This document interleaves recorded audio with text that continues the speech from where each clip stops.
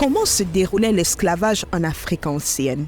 L'esclavage est certainement l'un des sujets les plus épineux de l'histoire du monde. La traite négrière aux Amériques a fait couler de l'encre, a déchaîné les passions et continue de raviver des blessures qui peinent à cicatriser.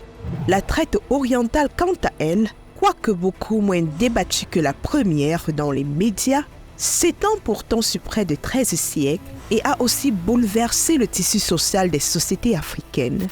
Outre les traites orientales et occidentales, il y a eu en Afrique noire une forme d'esclavage que certains chercheurs ont qualifiée de traite intra-africaine. La traite intra-africaine se traduit par un système de servitude pratiqué au sein des sociétés africaines anciennes. Quelles étaient les causes de la traite intra-africaine en Afrique ancienne? Et comment se déroulait ce système de servitude? L'esclavage intra-africain doit-il être mis sur le même pied que la traite occidentale? Ce sont les questions auxquelles nous allons tenter de répondre dans cet épisode.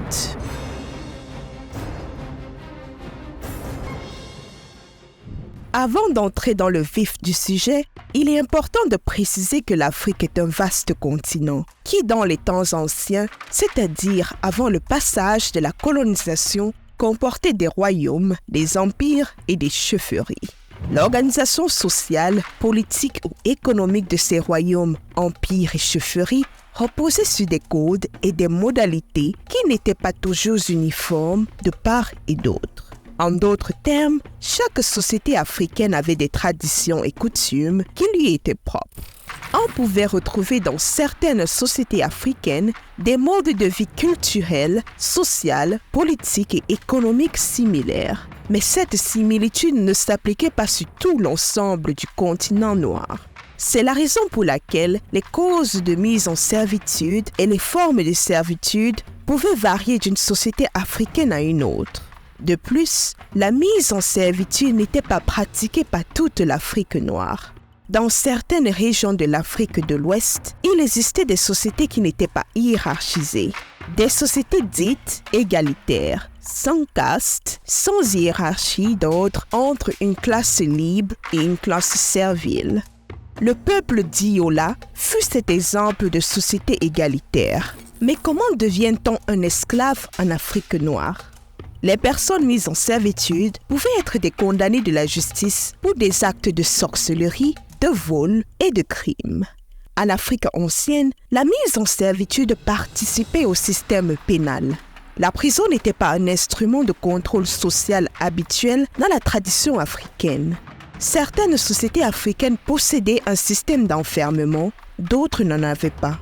Pour celles qui possédaient des systèmes d'enfermement, le détenu y restait pendant quelque temps, ensuite il pouvait être réduit en esclavage. Dépendamment de la nature de la faute, il arrivait que le condamné de justice soit directement réduit en esclavage, sans passer par l'enfermement. Quant aux sociétés qui n'avaient pas de système d'enfermement, la mise en servitude pouvait être le châtiment réservé aux personnes qui commettaient des délits. Le droit coutumier africain privilégiant la réparation plutôt que la rétribution dans la résolution des conflits. L'individu mis en esclavage devait fournir des services à son maître pour réparer les torts qu'il avait infligés à la communauté. Les créances impayées étaient aussi des causes de mise en servitude. Si un individu n'arrivait pas à rembourser ses dettes, il pouvait soit devenir la propriété de son créancier, soit vendre quelqu'un de son groupe comme esclave afin d'utiliser les bénéfices de la vente pour éponger sa dette. L'autre cause de la mise en servitude était la guerre. En effet, la guerre était une source importante d'approvisionnement en esclaves dans les sociétés africaines. Quand les prisonniers de guerre n'étaient pas éliminés, ils devenaient les esclaves de la tribu qui avait remporté la guerre. Les guerres tribales, quant à elles, entraînaient souvent des périodes de famine et de disette. Durant ces périodes de grande famine, les hommes libres n'hésitaient pas à se vendre eux-mêmes comme captifs ou vendre leurs enfants pour assurer leur subsistance.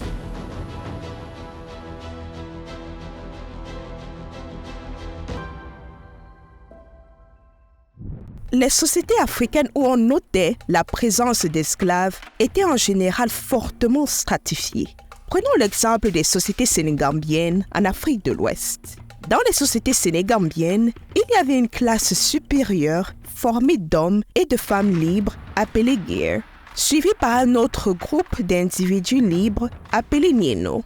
Les nieno formaient le groupe des castes artisanales. Ensuite, les non-libres connus sous le nom de diam formaient la dernière catégorie sociale. Les diam étaient des esclaves.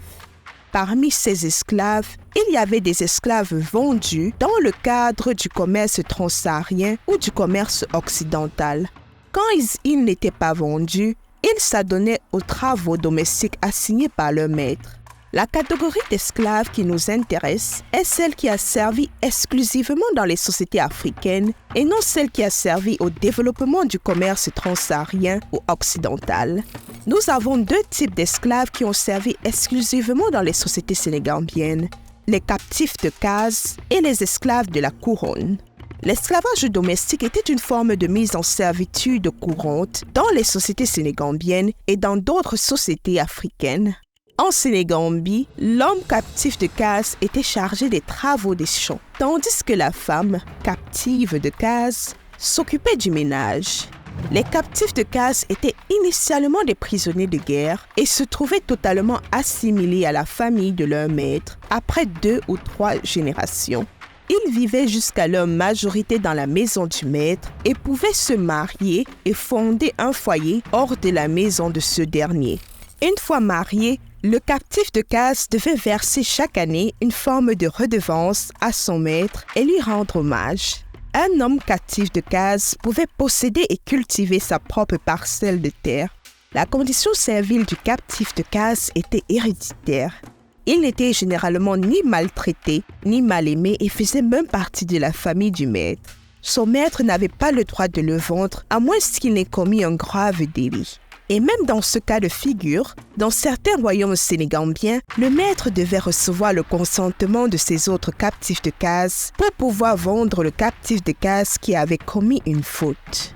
L'autre forme de mise en servitude est celle pratiquée par les esclaves de la couronne. L'esclave de la couronne est celui dont les services sont rattachés à la royauté. En Sénégambie, les esclaves de la couronne formaient la classe supérieure d'esclaves. Ils ne devaient leur service qu'au roi, aux chefs de lignage et aux autres dignitaires. Les esclaves de la couronne participaient au pouvoir, collectaient les impôts et faisaient des tâches administratives légères. Ils constituaient une véritable aristocratie militaire et occupaient des postes clés dans l'appareil d'État. Dans certaines sociétés africaines, la condition d'esclave n'était pas permanente. En effet, l'esclave d'aujourd'hui pouvait devenir le noble de demain et vice-versa. Au royaume Bamoun précolonial, situé dans l'actuel Cameroun, il arrivait que les chefs de lignage soient réduits en esclavage s'ils avaient commis une faute grave. Quant à la condition servile de l'esclave Bamoun, elle pouvait s'améliorer après des années de loyaux services auprès du roi ou d'un chef de lignage. Il n'était donc pas rare de voir des esclaves Bamoun devenir à leur tour des nobles.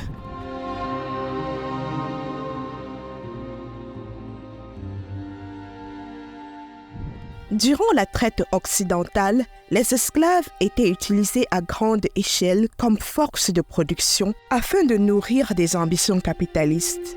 Il est cependant difficile de soutenir l'existence d'un esclavagisme comme mode de production capitaliste dans l'Afrique noire, comme cela l'a été dans les Amériques et aux Antilles. D'ailleurs, certains auteurs du XVIe au XIXe siècle sont unanimes à reconnaître la douceur de l'esclavage en Afrique, notamment en Sénégambie. L'esclavage tel qu'il était pratiqué dans les sociétés africaines était bien éloigné de la dure exploitation par le maître qui se pratiquait durant la traite occidentale. En Afrique ancienne, l'esclave avait des droits. Il pouvait se libérer d'un maître trop sévère et en choisir un autre, avoir lui-même des esclaves, s'enrichir ou devenir noble. En Afrique ancienne, la condition d'un noble était amovible. Par conséquent, s'il commettait une faute grave, il pouvait être condamné à la servitude.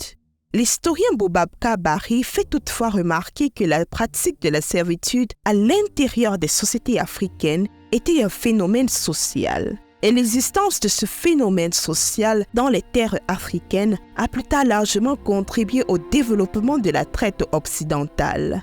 Pensez-vous comme Boubacar Bari que l'existence de la pratique de la servitude dans les sociétés africaines a constitué un terreau fertile pour le développement de la traite occidentale? J'ai hâte de lire vos divers avis sur le sujet. N'oubliez pas de laisser un like et de vous abonner si vous ne l'avez pas déjà fait. À la prochaine!